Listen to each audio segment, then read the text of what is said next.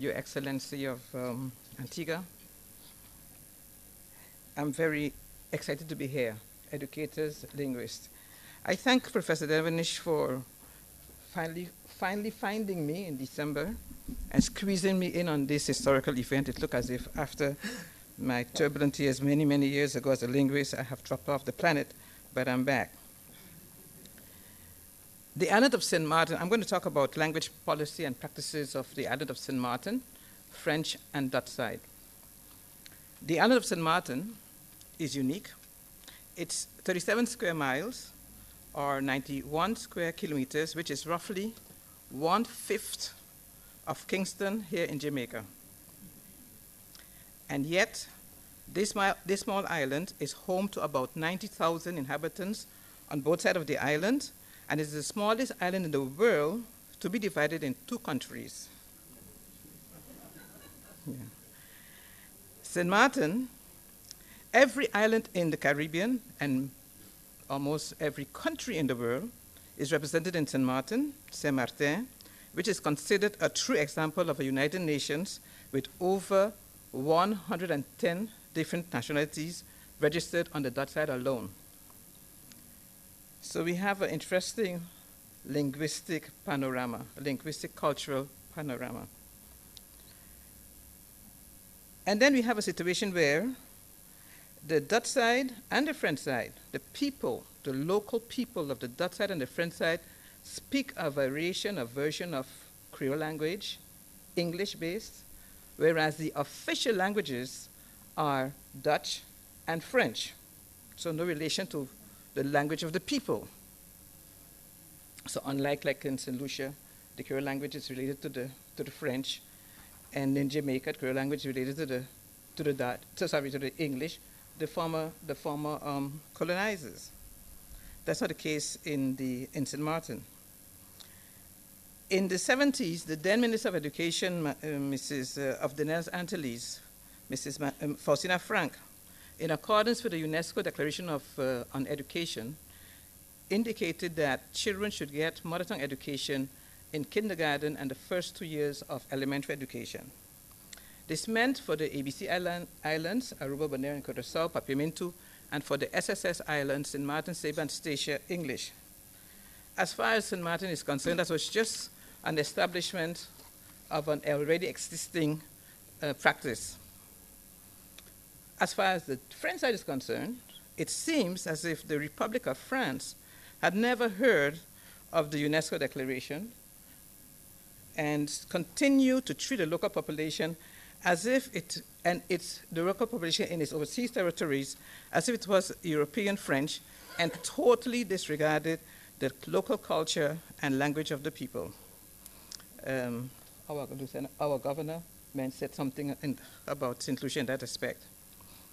On the Dutch side, in the 70s, the Methodist Church established a full-fledged elementary school in English, and despite the reactions of policy workers in Curaçao, because at the time St. Martin was still part of the Netherlands Antilles, and most of the policy workers were in Curaçao. Also, the leader of government in St. Martin, the late Dr. Claude Watty, established a secondary school in English in St. Martin, again, totally disregarding whatever was said in Curaçao about teaching people in the Dutch language. In this period, I was a student in linguistics in the Netherlands who came regularly to the island to do research, and a great advocate of the importance of teaching the children in the language that they speak, that they dream in, and that they hear. My mentors were also the late Dennis Gregg and also Professor Lawrence, who I followed, I studied, and so I started to, but in a bit more revolutionary way, to advocate, to make trouble, as they say. So in 1981, while living in Spain, the Minister of Education, the then Minister of Education, who was well aware of my studies and my writings, I did not know that at the time, telephoned me personally to ask me to return to the Netherlands Antilles to be part of his advisory team as a linguist, because he too believed in mother tongue education.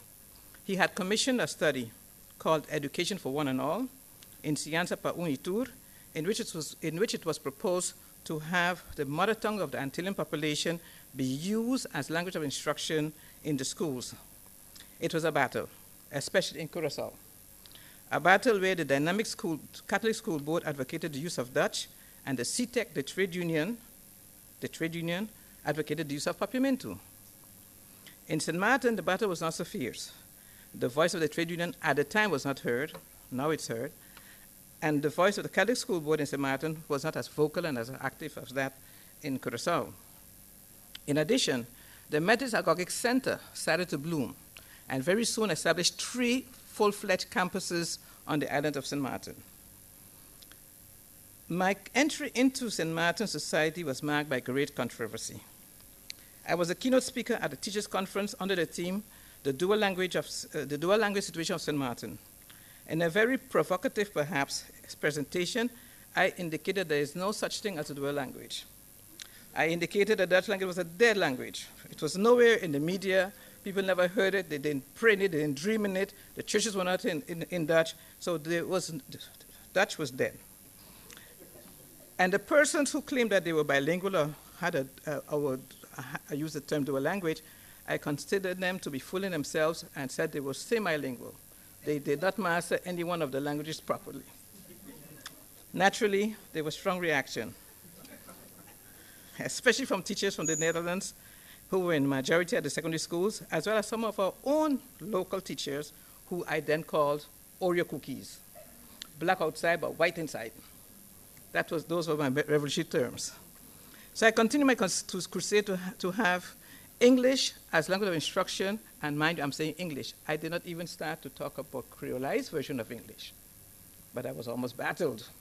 I said English as language of instruction, and I work as a policy worker and advisor to the minister at the Linguistic Institute. And that time I also wrote a language policy for the Netherlands Antilles, where I advocated to have Papiamentu as a second language in St. Martin. Who tell me to do that? If you think they got angry when I talk about Dutch, they got angry when I talk about Papiamentu. Because there's also a little rivalry or bad feelings with some people in St. Martin towards Curaçao. In any rate, I was declared a heretic, a revolutionary. I also ended up on the security list, perhaps also because I had at the time this big afro and wore African clothes and spoke about the identity of my people and so forth and so on. And unlike many black professionals or black young people coming back with degrees from the Netherlands and with a white partner, I came back with an African. Who tell me to do that? I did not make my life easy. When I accepted the offer, to become Minister of Education. I was not a politician. I was asked to be the Minister of Education. I'm going to explain you why. For years, always, the Minister of Education position was laid in Curaçao or Aruba. But in 1986, when Aruba ceded from the Netherlands Antilles, that position of Ministry of Education was offered to the Windward Islands because I think the government, the politicians in Curaçao, did not want to be in between the battle between the Catholic School Board and the trade union, which was fierce at times. So they sent it to the smallest 2 islands, Saba and Statia, who for the first time in history was getting a portfolio of minister. And when they couldn't find nobody in their country, in their islands, they called the bad girl of St. Martin to join the considered leftist government of the man. So I seem to have fit the bill. I made sure in that short time to not only talk the talk, but walk the walk. So I sent little Papiamentu to school in Bonaire and Curaçao, and decreed that all children in Saba would get education fully in the English language. It wasn't easy. Upon my first appearance in Statia, the Lieutenant Governor of Statia, with his background from Suriname, told me at the airport upon arrival that they would not have anything to do with me. I might talk about English. They will continue in Dutch, and almost like you can get back on the same plane you came in. And as far as St. Martin is concerned, reactionary forces in St. Martin stalled my efforts to establish a committee to look at the possibility of having the education in English and Dutch. At the time, I gave a speech when I signed the protocol. We cannot turn back the clock. Within short, there will be more children of St. Martin getting education in English than in Dutch. And today, in elementary education and secondary education, that is true. The Metapedagogic Center has grown, that it has, as I said before, 3 large campuses. And then the Catholics started to look and say, hey, what's happening to our students? And so the Catholic to establish an elementary school in English. And then the Adventists also established an elementary school in English.